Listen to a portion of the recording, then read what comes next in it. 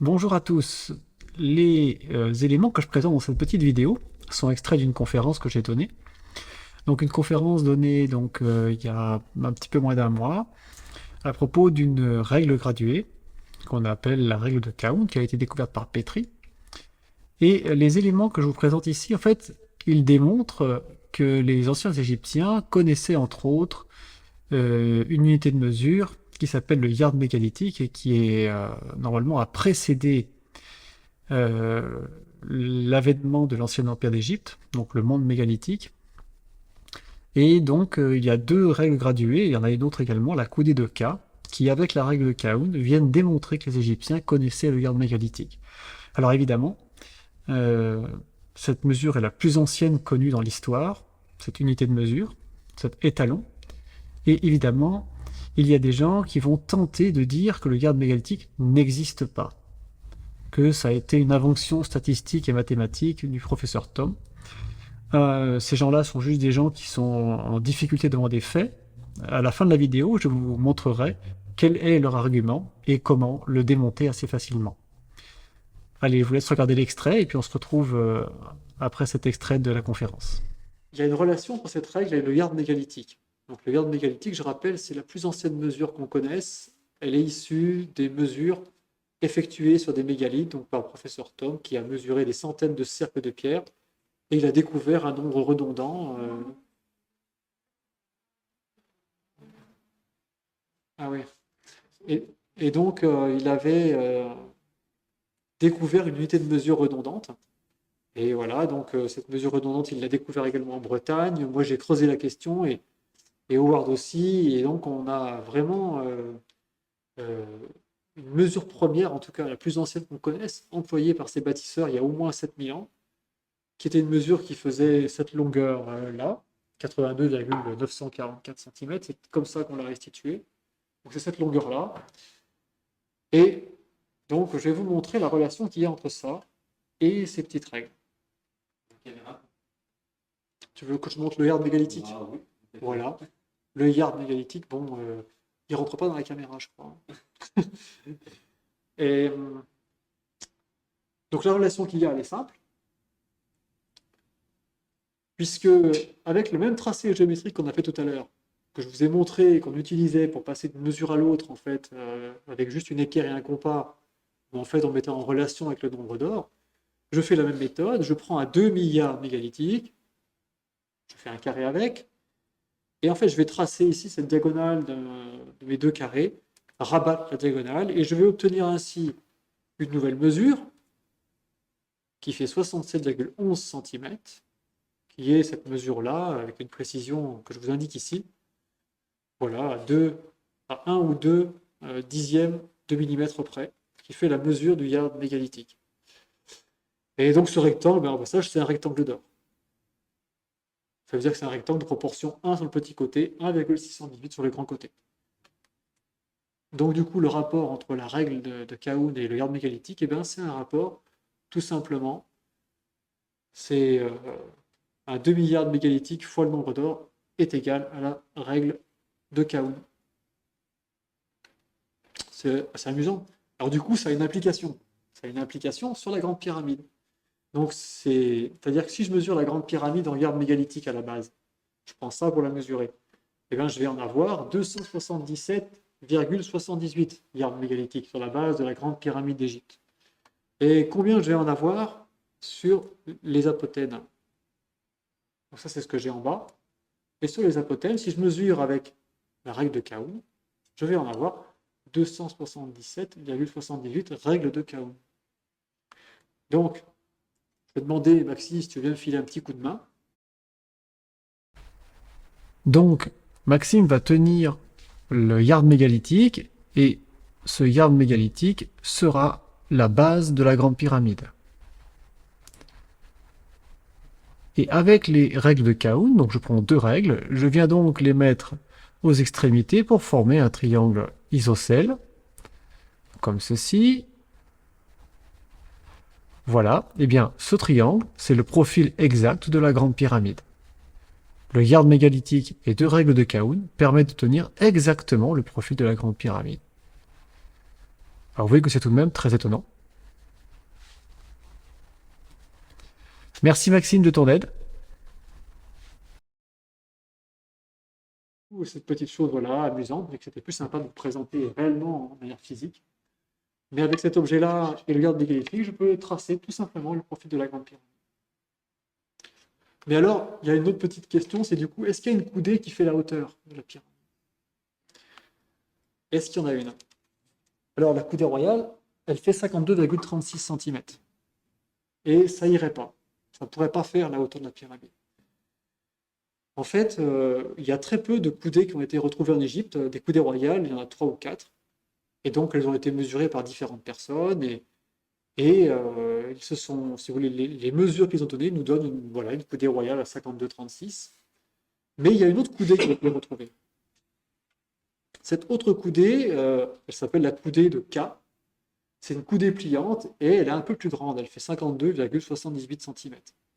Alors bien sûr, c'est un argument souvent qu'utilisent des sceptiques pour dire mais non, mais les Égyptiens, ils n'avaient pas de mesure vraiment précise. La coudée royale, elle varie entre 52 et 53 cm. Ils ne savaient pas faire un truc précis, quoi.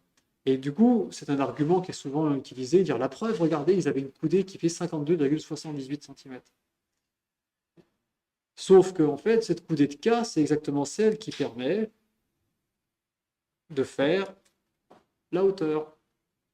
Donc cet autre objet, l'autre, la cinquième coudée qu'on possède dans les archives, eh ben, la coudée de K, si je viens la mettre dans mon schéma ici, j'ai la coudée de K qui fait la hauteur, la coudée de Khaon qui nous fait les deux côtés, et le garde mégalithique nous fait la base de la pyramide.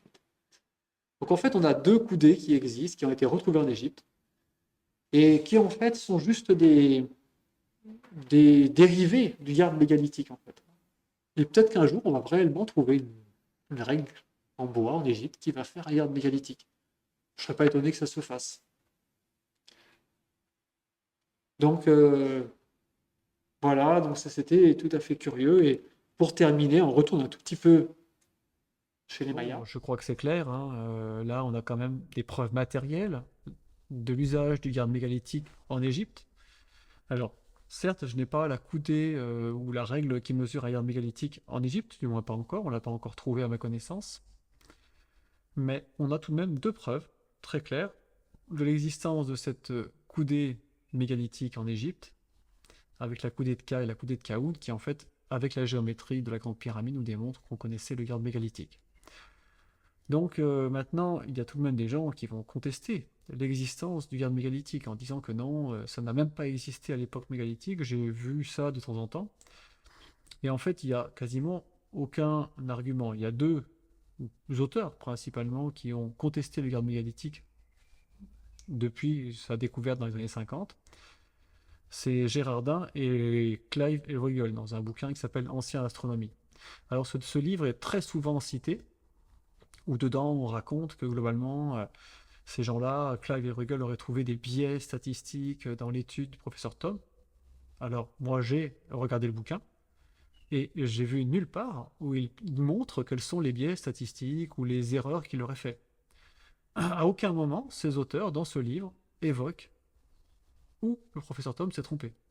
Ils ne font que dire leur point de vue, dire voilà, bon, le professeur Tom il s'appuie sur de la géométrie, mais à cette époque-là, la géométrie il n'en faisait pas. Professeur Tom pense qu'il y avait une mesure uniforme, mais à cette époque-là, c'est impossible.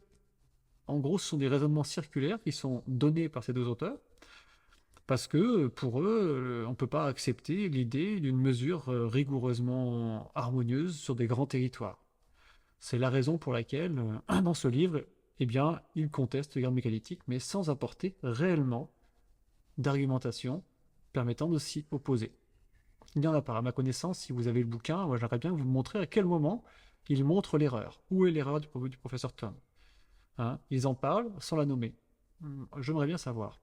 Donc déjà dans ce livre, il n'y a pas vraiment le moyen de remettre en cause le travail statistique du professeur Tom.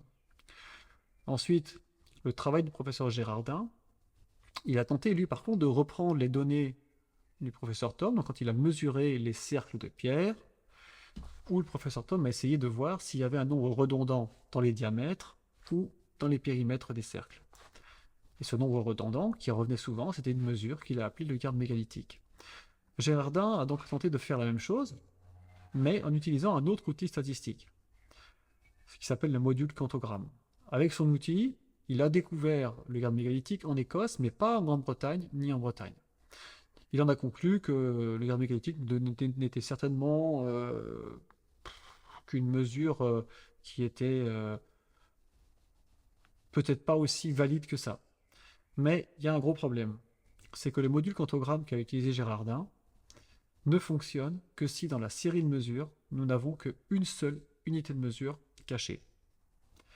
Donc pour ça, il faudrait qu'on soit certain que les cromlechs de pierre du nord de l'Écosse jusqu'en Bretagne ont été faits en utilisant uniquement le garde mégalithique dans les diamètres ou les périmètres. Et ça, eh bien, nous n'en savons rien, et nous savons au contraire qu'il n'existe à ce jour aucune civilisation au monde, au cours de l'histoire, qui ait fonctionné avec une seule unité de mesure. Même nous, aujourd'hui, les modernes, on pense qu'on a déjà tout harmonisé parce qu'on utilise le mètre, mais en réalité, on utilise le mètre et les mesures anglaises. Et pour cause, la diagonale de l'écran que vous avez à l'instant pour écouter cette vidéo, elle se mesure en pouces. Les écrans se mesurent en pouces, 16 pouces, 24 pouces, ce que vous voulez. Le diamètre des roues de voiture se mesure en pouces. On dit des roues de 16 pouces, des roues de 18 pouces, etc. Donc, même aujourd'hui, à l'époque moderne où on pense avoir tout harmonisé, on utilise plusieurs unités de mesure. Donc l'outil de Gérardin ne peut pas fonctionner. Et c'est la grosse faille de cette étude, c'est que, évidemment, si on ne prend pas le bon outil, on ne peut pas découvrir ce qu'a fait le professeur Thom. Le professeur Thom a vu que la mesure la plus redondante était le garde mégalithique. Il y en a peut-être d'autres, mais la plus redondante, c'était le garde mégalithique. Et si vous voulez, les quelques personnes qui tentent de contester le travail du professeur Thom vont utiliser des méthodes qu'on voit encore de nos jours, qui consistent à présenter une étude scientifique qui dirait le contraire. Par exemple, je vais vous donner un exemple très contextualisé. Récemment, à la télévision, sur CNews, il y a eu un virologue qui a expliqué que le traitement à base d'hydroxychloroquine pour traiter le Covid marchait bien. Et il y a un journaliste qui lui a dit « Mais non, c'est des conneries, c'est pas vrai, il y a des études qui disent le contraire, etc. » Et le virologue a répondu « Oui, si on utilise le traitement avec un dosage différent, et qu'on l'utilise quand les personnes sont vraiment en fin de vie, déjà sous oxygène, aux portes de la mort, évidemment, ça ne marche pas. En revanche, si on l'utilise avec un dosage particulier à un moment donné, c'est-à-dire dès les premiers symptômes, dans ce cas-là, on observe des bons résultats. » Donc ce qui est à mettre en cause, ce n'est pas le traitement en question, mais les conditions dans lesquelles on le donne. Et donc, il y a depuis longtemps dans la science une des grosses failles dans la recherche scientifique dans tout domaine, c'est que si on n'utilise pas le bon outil pour évaluer et démontrer les choses, forcément vous risquez de ne pas pouvoir le démontrer. Et beaucoup de gens ont tendance à prendre ces études faites avec les outils inadéquats pour démontrer que quelque chose n'est pas valide. Donc aujourd'hui, ce sont des pièges qui sont liés au système scientifique, c'est qu'on croit que dès qu'une étude a démontré qu'une chose ne fonctionne pas, ben ça y est, on a trouvé la bonne. En réalité, les gens qui contestent le garde mégalithique s'appuient sur le travail de Gérardin ou les propos de Clive et Ruggles, simplement pour conforter l'idée qu'ils se font des choses. Pas du tout à des fins scientifiques, parce que s'ils étaient scientifiques, ils iraient voir exactement qu'est-ce que Clive et Ruggles ont constaté comme erreur, et puis ils seraient capables de le dire, et puis ils iraient étudier un peu plus les choses, ils iraient comprendre que le module quantogramme ne peut pas fonctionner dans le cadre de la recherche du garde mégalithique. Donc voilà, je pense que j'ai clairement répondu à cette question à propos du garde mégalithique. Je vous remercie d'avoir pris le temps d'écouter ce passage technique et je vous dis à bientôt pour d'autres aventures peut-être un peu moins techniques. Merci à tous.